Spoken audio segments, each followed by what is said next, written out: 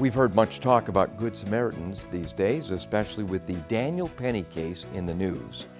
This was the man who intervened in a subway car incident in May 2023, leading to a tragic fatality.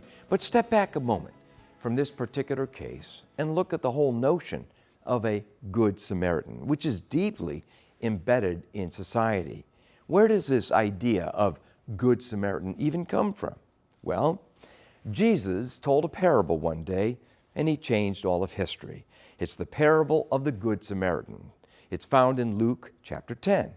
To paraphrase the story, a traveler is robbed and left for dead on the side of the road. Well, a priest walks by and goes to the other side, ignoring the poor man. So also does a Levite, a priest's assistant.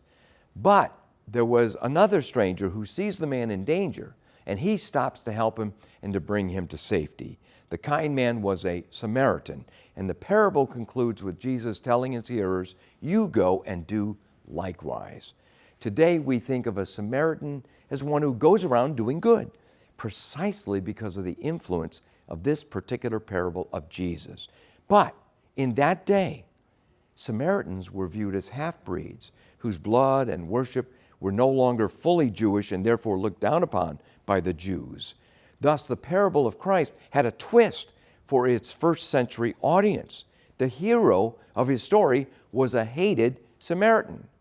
Good Samaritanism is good for society, even if some naysayers abide by the principle that no good deed should go unpunished.